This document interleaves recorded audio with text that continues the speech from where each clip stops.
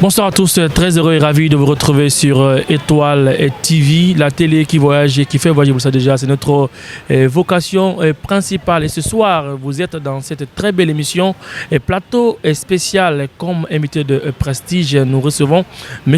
Alseni Bangora. On vous rappelle que le président national de la JCI Guinée, avec nous allons aborder quelques sujets liés, bien entendu, aux différents exploits que fait la JCI Guinée à l'extérieur, mais aussi depuis sa prise de fonction en tant que président national. Nous parlerons de son parcours. Autres questions viendront s'y ajouter. Et l'autre côté, on l'appelle Hadi Diallo, mon complice de tous les temps. Ensemble, nous allons notamment vivre cette émission dans ce plateau spécial. Président Alseni Bangora, bonsoir. Bonsoir. Comment ça va? Bien, merci. Le plaisir d'être sur Étoile TV à nouveau. Ouais, encore comme toujours, un plaisir d'être sur ce plateau. Et tout d'abord, encore une fois, je ne cesserai de vous remercier pour l'opportunité que vous offrez à la Jeune Chambre internationale. À chaque fois, l'occasion se présente pour participer à vos différentes émissions. Encore une fois, merci. Hadi Diallo, bonsoir. Bonsoir et bonsoir à notre invité. Avec nous, le président national, très fidèle à Étoile TV, il faut le rappeler, la confiance qui n'arrête pas de renouveler à notre téléweb. Ben oui, c'est un plaisir de partager ce plateau avec un des dignes fils de ce pays, il faut le rappeler, qui aujourd'hui est en train de hisser haut le drapeau guinéen à travers son organisation. On est fiers de lui, on lui tire chapeau. Mais voilà, vous l'aurez compris, hein, nous allons parler notamment du parcours de la JCI Guinée en passant du côté du Zimbabwe pour revenir voilà, au Sénégal, hein, fraîchement revenu de Dakar, il faut le rappeler. Mais aussi, nous parlerons du reboisement dans cette situation dans laquelle la JCI contribue également, mais même s'il y a des couacs à ce niveau. Vous nous regardez, restez avec nous. Président national, une fois encore, merci de répondre à notre invitation. Qui est réellement M. Alseni Bangora? Bon, une question vague. Alseni Bangora, c'est un jeune leader qui évolue dans le bénévolat au sein de la Jeune Chambre internationale de Guinée, mais aussi un professionnel qui a tout d'abord son métier de comptable, mais aussi qui est dans l'entrepreneuriat. Parce qu'il faut noter que il faut toujours diversifier les sources de revenus pour rester indépendant et pour rester solvable au sein de ta communauté. Alors, Alseni Bangora, c'est un jeune insulaire qui est issu d'une famille très pauvre, raison de plus de sa motivation pour les causes des personnes démunies. Parce qu'il faut noter que je viens d'une famille pauvre, mais aussi, voilà, je veux dire modeste, s'il faut le dire. Oui, c'est très modeste, très modeste.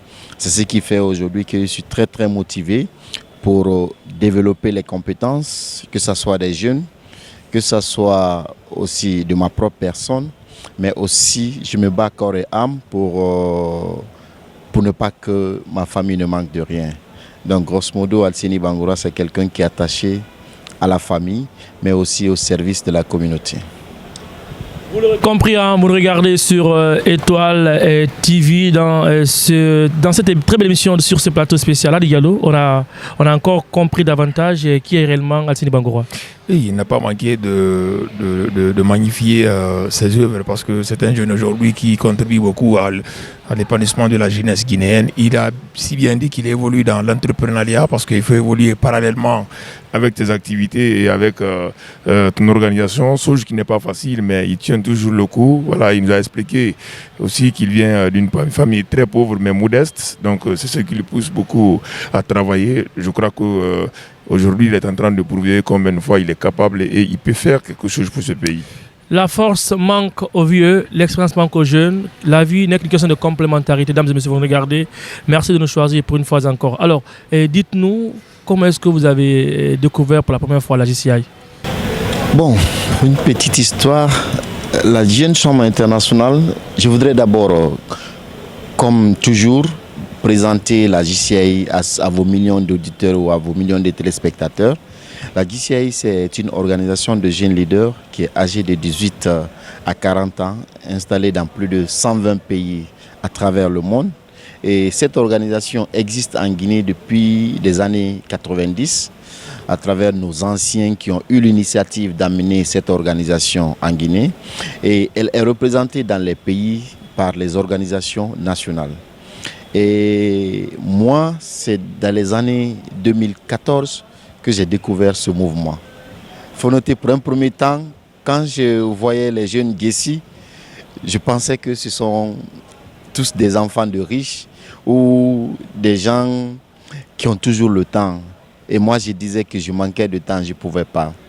Mais c'est lorsque j'ai pu assister à une des activités de la Jeune Chambre où ils étaient là pour les activités de dons et autres, parce que j'ai compris que oui, ce n'est pas seulement une organisation qui regroupe juste les jeunes, mais aussi une organisation qui pense à l'humanité. Et c'est pour cette question humaine que j'ai adhéré franchement à cette organisation. Et cela depuis 2015, j'ai été intronisé en janvier 2015. Et depuis ce jour, je sers au sein de cette organisation avec toutes ces valeurs qui sont en son sein. Alors, vous l'aurez compris, Adi Diallo, une question pour le président avant que nous continuions avec le petit sujet. Oui, il nous a expliqué tout à l'heure comment il a intégré cette organisation. Donc, nous, on a besoin de savoir c'est quoi le travail de la JCI. Parce qu'aujourd'hui, peut-être qu'il y a d'autres qui voudraient bien intégrer cette organisation. Nous, on a besoin de savoir, et nos téléspectateurs ont besoin de savoir, la JCI fait quoi réellement en Guinée sur le terrain. Voilà, c'est vraiment une très belle question. Je voulais encore souligner, j'ai connu cette organisation, mais à travers un ami, Ibrahima Mansaré, parce qu'il ne faut pas oublier aussi le parrain. Si tu découvres un mouvement et que tu es épanoui dans ce mouvement, il ne faut pas oublier d'où tu viens. Donc, je profite de votre plateau pour le saluer et le remercier davantage pour cette opportunité qu'il m'a offerte en me faisant découvrir cette organisation. La JCI, c'est, comme ce que je vous l'ai dit, une organisation de développement de leadership des jeunes. Nous développons le leadership des jeunes à travers la prise de responsabilité, à travers les formations. Et pour résumer les actions de la Jeune Chambre internationale, nous allons développer entre 4 domaines d'opportunités. Si nous prenons le domaine de développement individuel, c'est à travers ce domaine, nous formons tout ce qui est jeune, tout ce qui est membre d'ICI, parce que nous estimons que tu ne peux pas servir l'organisation, tu ne peux pas servir ta nation si tu ne sais pas ce que tu fais. Et ce que nous faisons, nous apprenons ça aux membres. Nous les apprenons comment le faire, comment identifier les besoins de la communauté. Raison pour laquelle je vais vous diriger vers le second domaine qu'on appelle le domaine de l'impact communautaire. Parce que nous estimons que membres, une fois outillés, une fois formé et orienté, tu es maintenant déployé au sein de ta communauté. Parce qu'on dit que chaque jeune, partout où tu habites, tu peux créer de l'impact. Parce que nous connaissons actuellement des jeunes qui n'ont pas d'initiative. Et la JCI vous apprend à avoir d'initiative, que ce soit pour ta propre personne, mais que ce soit aussi pour ta communauté. Je prends juste un exemple. Au sein de ma communauté, je constate que chaque fois, il y a des saletés. Mais personne ne prend l'initiative de mobiliser les jeunes autour de lui pour nettoyer. On attend toujours que l'État intervienne, que le chef de quartier dise que oui, il faut faire cela. C'est ça le rôle d'un Gessi. C'est ce que nous faisons individuellement dans nos quartiers que dans nos communautés. Ça, c'est l'impact communautaire. Où, si nous n'arrivons pas à le faire, nous identifions les besoins et nous attirons l'attention de l'État ou des partenaires. Nous mobilisons des ressources pour résoudre ce problème qui existe dans cette communauté. Et après, d'autres actions que nous faisons, nous développons l'entrepreneuriat des jeunes à travers le domaine business entrepreneuriat. Parce que nous estimons qu'en tant que Gessi, en tant que bénévole, tu ne peux pas être en 100% actif si tu n'as pas vraiment une indépendance financière. Raison pour laquelle nous incitons les jeunes à aller vers de l'entrepreneuriat. Et ça, à travers plein de projets d'entrepreneuriat, à travers de concours national sur l'entrepreneuriat jeune que nous organisons chaque année.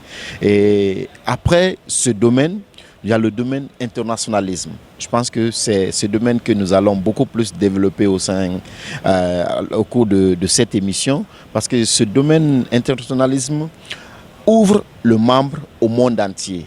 Ça permet à ce jeune leader qui adhère à l'organisation d'avoir un réseau d'amis dans tout le monde entier. Je peux dire aujourd'hui que la GCI existe dans plus de 120 pays dans le monde. Et dans le monde, j'ai plus de 2 millions, ou de 200 000 ou de 100 000 amis dans le monde entier. Et ça, ce n'est que la GCI qui m'a ouvert cela. Et je peux vous dire, à travers ce domaine internationalisme, je peux partir aujourd'hui en France, à l'aéroport Charles de Gaulle. Les amis viennent m'accueillir parce que je suis président national de la Jeune Chambre. Et ça, c'est en vertu de notre principe, la fraternité humaine transcende la souveraineté des nations. Et tout ça, nous œuvrons, toutes les activités que nous réalisons, c'est cadré dans ces 4 domaines d'opportunité, ce que je vous dis en fait. Donc presque la GCI intervient dans tout. Une fois n'est pas coutume, mais chaque coutume commence par une fois. L'habitude, il se naturel Diallo. Oui, moi, par exemple, il a abordé une question ici qui a marqué mes esprits parce que il a parlé de l'entrepreneuriat jeune, parce qu'ils accompagnent beaucoup les jeunes. Moi, je voudrais savoir si c'est dans le cadre des financements ou vous les faites participer aux formations ou vous les accompagnez financièrement. Voilà, d'accord. Comme ce que je vous dis, la Jeune Chambre internationale, c'est une organisation bénévole. Nous ne donnons pas de l'argent aux jeunes, mais nous leur donnons des opportunités pour se créer et pour créer l'impact positif. Et ça, à travers des formations que nous les offrons, mais aussi nous les faisons participer à des concours pour avoir des financements au niveau international. Alors, depuis votre prise de fonction à la tête, on se rappelle, c'était en janvier, Oui. nous étions du côté du chapiteau de Baïssa, l'espace qui a servi de cadre pour, bien entendu, cette passation. Alors, aujourd'hui, la GCI continue à enregistrer des exploits de Zimbabwe en passant par le Sénégal. Parle-nous-en, c'est quoi le secret? Qu'est-ce qu'il y a pu être derrière tout ça? Parce qu'on vous rappelle à nouveau que la GCI n'est qu'une association bénévole. On se dit, il n'y a pas de mesures d'accompagnement, il n'y a pas de moyens, mais vous êtes parvenu à aller représenter la Guinée hors du pays. Moi, je pense que c'est un gros coup à jouer. D'accord. Tout d'abord, merci parce que vous retenez exactement la date de la rentrée solennelle. Cela prouve à suffisance combien de fois vous nous tenez à cœur. Et ça, on est accroché. Ça nous marque beaucoup. Oui. Et vous avez un remerciement spécial de tous les membres de la Jeune Chambre. Ça fait plaisir. Ça fait plaisir, merci. Comme vous le savez, à ma prise de fonction le 21 janvier passé, j'avais dit que l'un des objectifs principaux que je prends ici, c'est d'ouvrir la GCI au monde. C'est de repositionner la GCI au niveau international. Et ça faisait partie de l'un des défis majeurs de la mandature 2023. Dieu merci, les objectifs là sont en train d'être réalisés, mais ce n'est pas fini, parce que l'objectif final, c'est d'amener le trophée au niveau mondial. Et comme ce que vous venez de dire, vers le mois de mai, nous étions en Zimbabwe à l'occasion de la conférence zone Afrique et Moyen-Orient qui s'est tenue à Victoria Falls, où la GCI Guinée s'est fait représenter par 12 délégués, il faut noter, avec une telle distance. C'était la toute première fois que les jeunes soient aussi mobilisés de la Guinée pour aller soutenir leur équipe, mais aussi pour développer leur réseau relationnel. Ça, c'était vraiment de l'exploit. Et nous avons participé à 2 concours. Le concours d'art oratoire, mais aussi le concours de débat. Notre candidate art oratoire s'est vraiment démarquée quand même, il faut noter. Mais comme vous le savez, c'était plusieurs pays. Elle n'a pas eu la chance de passer en première position. Mais en ce qui concerne le concours de débat, la Guinée a fait de l'exploit. Parce que nous avons, au premier tour, nous avons eu à taper la Jeune Chambre internationale Mali et nous sommes qualifiés en finale avec la GCI Bénin. À travers le talent, à travers l'éloquence de nos jeunes, nous avons eu à remporter ce trophée de meilleure équipe de débat, meilleur débatteur, mais aussi meilleur capitaine d'équipe. Encore une fois, et ça, il faut rappeler que ça, c'est le prix que la GCI Guinée a obtenu après 2013. C'est 10 ans après que la Jeune Chambre revient sur la scène internationale pour avoir un autre prix. Et ce prix de meilleur débatteur, c'est le tout premier de genre que la JCI Guinée a obtenu. Parce qu'il faut noter que c'est toujours soit la JCI Nigeria ou soit le Mali qui remporte toujours ces trophées. Donc c'est aujourd'hui vraiment une fierté, encore une fois pour notre organisation, de ramener ce trophée. Mais je voudrais vraiment signaler quelque chose. Notre organisation, c'est une organisation qui accompagne le gouvernement dans sa politique de développement. Nous accompagnons à notre façon, sans même demander le gouvernement, mais nous, une fois que la lettre motif est déjà lancée, nous lançons dedans. Nos plans d'action sont élaborés en fonction des objectifs du développement durable, mais aussi en fonction des objectifs du gouvernement. Et l'un des objectifs ici de ce gouvernement en place, c'est le repositionnement du pays. Donc ça veut dire que la Jeune Chambre internationale participe à repositionner le pays au niveau international. C'est très intéressant parce que nous participons à des activités où il y a plus d'une quarantaine de pays représentés au niveau de l'Afrique, mais aussi au niveau mondial, il y a plus de 120 pays et nous nous préparons à participer à ces rencontres. Mais avant d'arriver à ce niveau, comme vous l'avez signalé, nous venons encore de quitter à Dakar à travers notre organisation, la Jeune Chambre. Ça prouve à suffisance qu'au niveau de la sous-région, au niveau de l'Afrique, qu'il n'y a pas de meilleure équipe de débat qu'en Guinée. Et ça, c'est à travers le talent que la Jeune Chambre a développé. Et nous continuons. Le Conseil des ministres, comment ils sont habillés. Tout le souci du gouvernement, c'est faire la promotion du textile guinéen. Et c'est ce que nous avons mis dans notre objectif, dans notre plan, et nous avons exporté. Parce que la Jeune Chambre nous donne cette chance d'aller au-delà des frontières pour représenter le pays, pour vendre. Et la JCI, plus de 40 jeunes habillés en tenue forêt sacrée, les autres délégués étaient tous fans de nous. On ne pouvait qu'avoir ce que ce pays.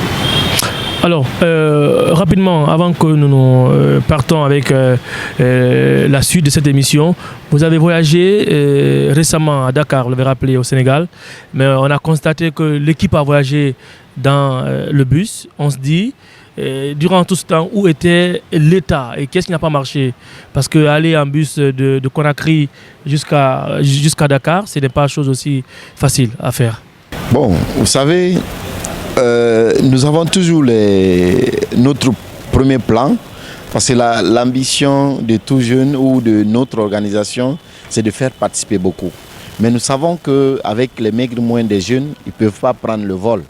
Et il faut noter que nous avons saisi quand même le gouvernement à travers notre ministère de tutelle, ministère de la Jeunesse et des Sports, qui nous a orientés vers le garage du gouvernement pour avoir les bus.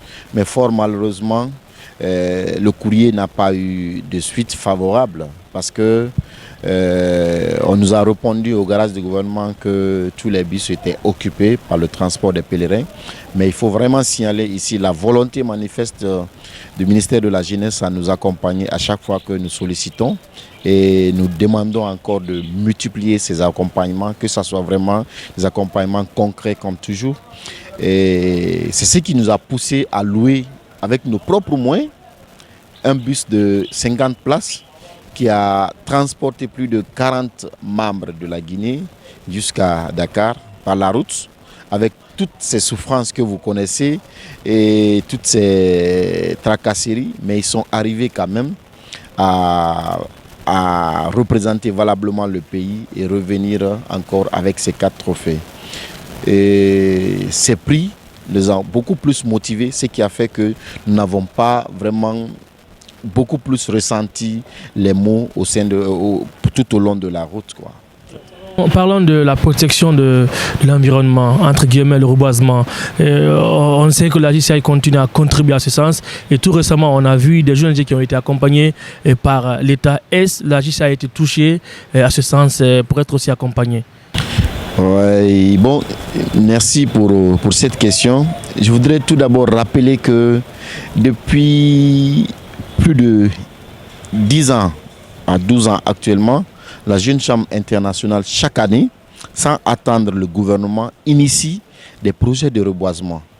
Nous-mêmes, nous collectons les fonds entre membres, nous identifions une tête de source d'eau, de fleuve, ou un endroit qui est menacé par la déforestation, nous mobilisons les jeunes, nous mobilisons les fonds, nous mobilisons les plantes par nos propres moyens et nous allons reboiser cet endroit. Et cela, il y a de cela, depuis plus de 10 ans, nous le faisons. Alors, ce n'est qu'il y a 2 ans, 3 ans que le gouvernement, à travers le ministère de l'Environnement, a initié de mettre des fonds à la disposition des ONG. C'est quelque chose qui était vraiment appréciable, salutaire, mais sauf qu'il faut vraiment identifier les ONG qui ont de l'impact sur le terrain. Et c'est ce qui n'est pas le cas. Et chaque année, nous saisissons, depuis que la publication de cette information est sortie, chaque année nous saisissons le ministère de l'Environnement à travers un courrier officiel, mais fort malheureusement le courrier n'a jamais eu de suite. Et on a été très surpris de constater encore que cette année nous n'avons pas été appelés, malgré que nous avons adressé un courrier. Mais cela ne va pas nous décourager en tant que Guessi, en tant que jeunes bénévoles, mais aussi en tant que jeunes conscients de soucis de répondre aux besoins de nos communautés. Nous sommes en train de nous planifier encore pour descendre sur le terrain, parce qu'il faut noter que nous avons nos propres planifications cette année. Nous avons prévu de reboiser à Dubreka, aussi à Pita, au niveau de la tête de source de Oustoya, à Pita, mais aussi à Mamou. Vous savez, à Mamou, il y a la contournante à jouer sur la forêt. Et donc cette contournante de la route a joué sur la forêt et nous nous mobilisons pour aller reboiser cet endroit après que la route est passée. Donc ça, c'est déjà une planification qui est en place. Le soutien du gouvernement allait juste appuyer pour augmenter beaucoup plus d'impact, mais qu'à cela ne tienne, avec les propres moyens que nous avons, nous allons nous mobiliser et nous allons résoudre ces problèmes. Alors Ali Gado, une dernière question, parce que nous sommes pratiquement sur la ligne rouge de cette émission spéciale Plateau avec le président national. Nous allons revenir un peu en arrière, parce que c'est lui qui dirige cette grande organisation cette année. Et quels sont les critères pour être président national, et lui, qu'est-ce qui a primé en sa faveur pour être désigné, pour qu'il puisse vraiment... Alors, président, très rapidement. Il faut noter, la présidence nationale, on commence sa carrière au niveau local. Parce que la jeune chambre est représentée dans les préfectures et communes à travers par des organisations locales membres. Donc, il faut que je passe par une organisation locale. Moi, j'ai commencé par la Jeune Chambre internationale Dubreka Racine, où j'ai été président local en 2017. Depuis ce jour, je passe de poste en poste, grade en grade, au niveau national, jusqu'à avoir la présidence nationale. Et ça, c'est les présidents locaux des différentes organisations locales installées dans les communes et préfectures qui élisent le bureau national. J'ai eu la confiance des présidents exécutifs de 2022. À l'occasion de la conférence, de la convention nationale, j'ai été élu président national à 100% des voix. Pour clore cette émission, Président, la JCI devra s'envoler pour la Suisse. Voilà, la JCI devra aller représenter toute l'Afrique de l'Ouest, il faut le rappeler. Alors, que vont les préparatifs de ce voyage? Est-ce qu'il y a quelque chose qui cloche avec l'État pour des mesures d'accompagnement? Oui, actuellement, le grand souci majeur, c'est un peu ça. Parce que on devait partir... Oui, c'est le grand souci majeur. Parce que je veux dire tout simplement, en tant qu'on participait juste pour représenter la Jeune Chambre, mais nous avons eu la lourde charge à l'occasion de notre victoire de représenter toute l'Afrique. Donc ça devient un grand souci. Alors qu'au mois de janvier, avec le Premier ministre qui était là, qui a manifesté son soutien de vous accompagner. Il y avait également le conseiller. Et le conseiller du président même, qui est votre parrain pour cette année. Donc à mon avis, il ne doit pas avoir de soucis pour ça. Effectivement, nous sommes dans les démarches. Nous sommes dans les démarches pour les rencontrer, pour expliquer cela. Parce qu'il faut noter que quand nous ne participons pas pour représenter, ce n'est pas la JCI Guinée qui sera vue. On va dire que la Guinée n'a pas pu représenter l'Afrique. Et c'est ce que je ne pense pas que ce gouvernement va accepter cela. À travers le ministre Lansana Bea Diallo, nous allons essayer de rencontrer le Premier ministre, pourquoi pas le président chef de l'État, pour pouvoir un peu débattre de ce sujet et voir comment faire voyager nos jeunes et nos ambassadeurs. Adi Gallo, un plaisir d'être là sur ce plateau pour cette émission spéciale. Le plaisir partagé. Président, qu'est-ce que vous n'avez pas dit encore dans cette émission? que vous voulez dire? Il y a plusieurs choses à dire, mais avec le peu que nous avons dit, on laisse vos auditeurs réfléchir et analyser. Ce qui reste clair, pour nous, servir l'humanité constitue l'œuvre la plus noble d'une vie. C'est l'un de mes meilleurs vers que je continue de citer à chaque fois que j'ai l'occasion de prendre la parole. Ce n'est qu'un plaisir, encore une fois, d'être sur votre plateau. Et surtout, merci d'être sur ce plateau. Pour finir, pour le coureur président, votre plat préféré? On n'est pas à mois de Ramadan quand même, président. On n'est pas à Ramadan. Bon, d'abord, moi, chaque jour, il faut que je mange le riz. Ça, c'est global. Hein. Ouais.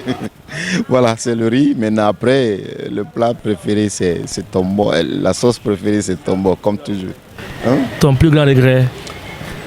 Bon, mon plus grand regret, hein, c'est de ne pas avoir connu cette organisation.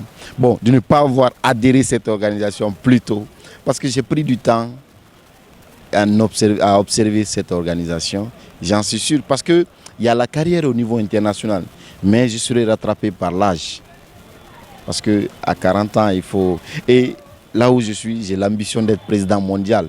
Mais moi-même, dans ma tête, je sais que c'est impossible. Parce qu'il faut graver encore des échelons au niveau international pour être... Avance. Allez, ça n'est pratiquement terminé au compte de cette très belle émission. Plateau spécial, nous avons sur notre plateau, bien entendu, l'invité prestige, M. Alseni Bangura, président national de la JCI Guinée. Nous vous demandons de continuer à accompagner cette structure bénévole, il faut le rappeler, malgré le peu de moyens. Elle arrive à sortir hors de la Guinée, hors de nos frontières, pour aller représenter dignement la Guinée. Et on vous rappelle qu'en novembre prochain, la JCI devrait aller représenter toute l'Afrique du côté de la Suisse. Et nous le souhaitons une très bonne chance. Président, une fois encore, merci. Merci. Merci à toi. À très vite sur Total TV. Portez-vous bien. Prenez soin de vous. Chaque jour est une vie. Chaque vie est un espoir. Continuez d'inspirer, comme le dit le président national. Au revoir.